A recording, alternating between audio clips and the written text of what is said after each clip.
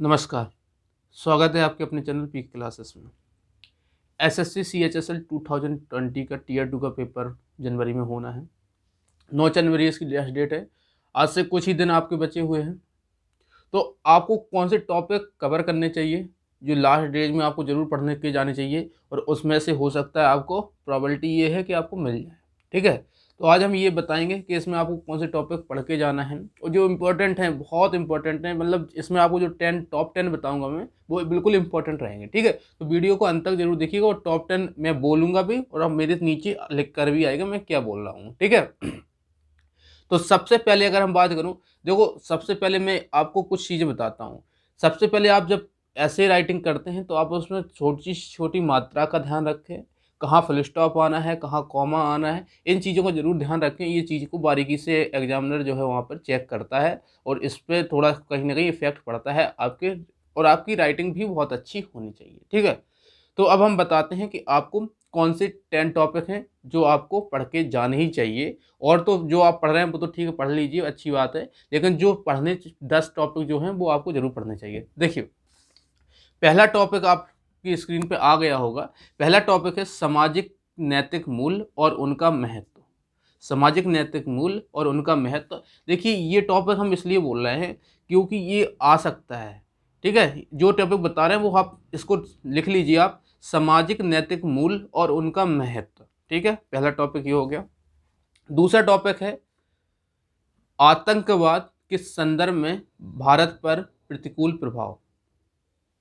आतंकवाद के संदर्भ में भारत पर प्रतिकूल प्रभाव, ये नेक्स्ट टॉपिक होगा।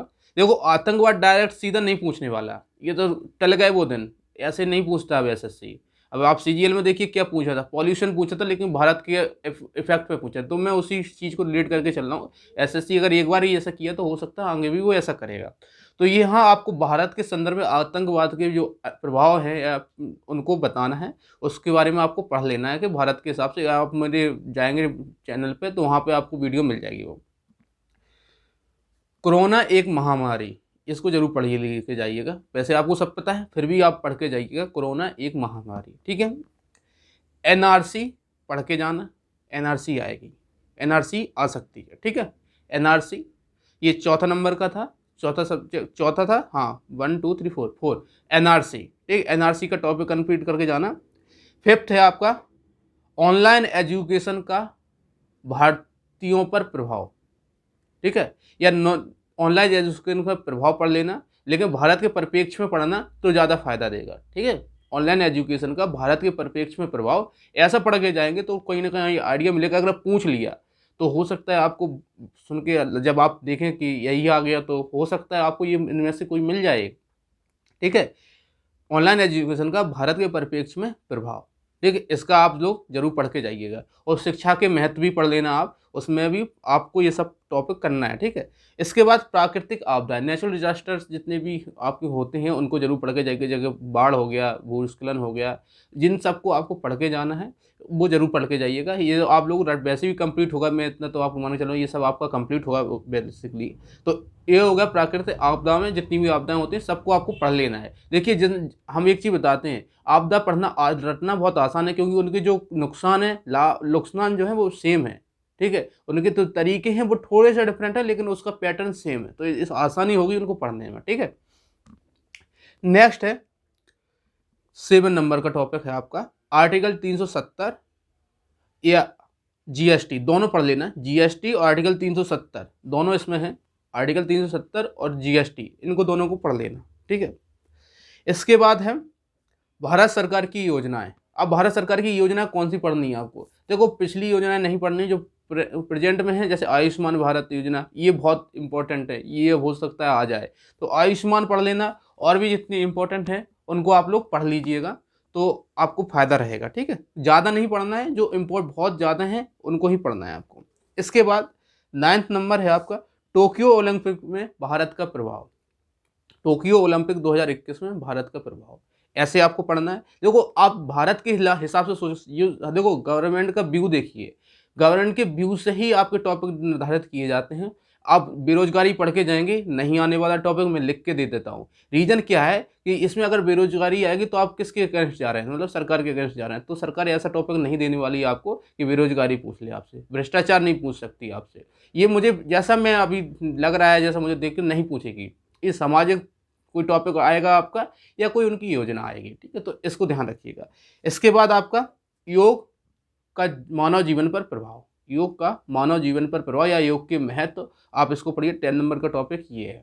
तो ये कुछ टॉपिक थे जिन्हें आपको कंप्लीट करके चलना ही चलना है। आप एक बार मैं फिर से बता देता हूँ, सामाजिक नैतिक मूल्य और उनका महत्व, आतंकवाद के संदर्भ में भारत के संदर्भ में आतंकवाद के प्रभाव, कोरोना एक महामारी, एनआरसी, ऑनलाइन एजुकेशन का भारत पर प्रभाव, भारत की शिक्षा पर या भारत पर प्रभाव, शिक्षा के महत्व भी पढ़ के जाना, प्राकृतिक आपदाएं मतलब जिसमें बाढ़, भूस्खलन, एटीसी, आर्टिकल 370, जीएसटी पढ़ना है आपको, भारत सरकार की योजना जिसमें इंपॉर्टेंट है आयुष्मान भारत योजना। इसके बाद टोक्यो ओलंपिक में भारत का बढ़ता प्रभाव या भारत का प्रभाव, और इसके बाद है योग करने का मानव जीवन पर प्रभाव या मानव जीवन पर महत्व, योग के महत्व। ये सब आपको टॉपिक कुछ कंप्लीट करके चलना है, ठीक है। तो इतने आपको टॉपिक कंप्लीट करके चलना है, जिससे आपको अगर कोई भी आता है, इसमें मैंने सबको कोशिश की है कि अधिकतर इसमें आ गए। अब जैसे बेरोजगारी है, जो मैंने आपको पहले बता दी कि ये नहीं आने वाले, मोस्ट प्रॉब्लम नहीं आया, तब भी आप पढ़ के जाना है। ये नहीं कि मेरी बात ही मान के बैठ जाएं, आप पढ़ लेना एक बार, पढ़ने में कुछ नहीं जाता। जैसे भ्रष्टाचार हो गया, करप्शन हो गया, पढ़ लेना, और इनको पढ़ सकते हो आप, ऐसा नहीं पढ़ के जाना है, हो सकता है आ जाए। लेकिन मेरा जो व्यू है, जो सरकार का गवर्नमेंट का व्यू है, उस बेस पे अगर मैं सोचूं तो वो टॉपिक ऐसा नहीं डालने देगी जो सरकार के खिलाफ हो। जैसे बेरोजगारी हो गया, भ्रष्टाचार हो गया, नहीं आ सकता, ये पॉसिबिलिटी ही नहीं किसी प्रकार की। ये मेरी कॉमन सेंस है और ये मैं सोच सकता हूँ कि हाँ सरकार का व्यू क्या है, किस बेस पे। हाँ आ सकता है, राष्ट्रवाद पे आ सकता है, ये पॉसिबिलिटी बन सकती है। आपके सामाजिक मूल्य पर आ सकता है, जो भी उन्होंने उन्मूलन किया है जिन भी चीज़ों का, उन पर आ सकता है, योजना पर आ सकता है, या आपका नेचुरल किसी भी चीज़ पर आपका आ सकता है। तो इस बात का ध्यान रखिएगा। तो इन्हीं टॉपिक को आपको कवर करना है इसमें, इसके अलावा आपको ज़्यादा कुछ करने की ज़रूरत नहीं है। अच्छा, अब बात करता हूँ लेटर। देखिए लेटर का आप एक बार देखो, लेटर में ज़्यादा कुछ होता नहीं है। लेटर में केवल आप उसका एक बार वो देख लीजिए किस तरीके से आपको लिखना है, उसका फॉर्मेट देख लीजिए, फॉर्मल का क्या होता है, इनफॉर्मल का क्या होता है, और 10-5 उसमें से आप किसी भी टॉपिक उठा के उसमें से पढ़ लीजिए। 10th की क्लास की बुक आती है, उसमें से आप पीछे सबको लिखा रहता है, उससे पढ़ लीजिए, आपका कंप्लीट हो जाएगा। प्रेसी का जरूर आप लोग ध्यान रखिएगा। प्रेसी अगर आती है तो प्रेसी का आपको बहुत अच्छे से करना है। कोई भी एक बुक अगर आपके पास नहीं है अभी तक तो ले लीजिए, अरिहंत की ही बुक ले लीजिए, बहुत अच्छी है, उससे प्रेसी आप कवर कर लीजिए। या नीतू मैम की कोई बुक है तो उसको इंग्लिश मीडियम वाले नीतू मैम की बुक ले लें। तो ये सब आप अगर ले लेते हैं तो 100% आपका हो जाएगा, ठीक है।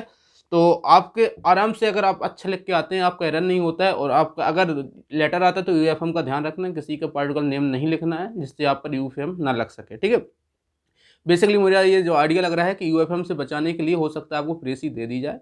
पॉसिबिलिटी ये है कि प्रेसी आ जाए, जैसे यूएफएम का कोई भी बवाल ना रहे, जैसा सीजीएल में हुआ था। देखते हैं क्या होता है। तो इन सब टॉपिक को आपको कवर कर लेना है, ठीक है। तो इतने टॉपिक आप कवर कर लेंगे तो आपका हो जाएगा, ठीक है। तो वीडियो देख लिया आप लोग का, बहुत बहुत धन्यवाद। अगर आपको पसंद आया तो वीडियो को लाइक शेयर जरूर करें। फाइनल कट ऑफ पे वीडियो जरूर बनाऊंगा मैं, लेकिन अभी नहीं, Tier 2 का आप पेपर दे लीजिए उसके बाद बनाऊंगा, ठीक है। चलिए वीडियो देखने आप लोग का बहुत बहुत धन्यवाद। Thank you for watching.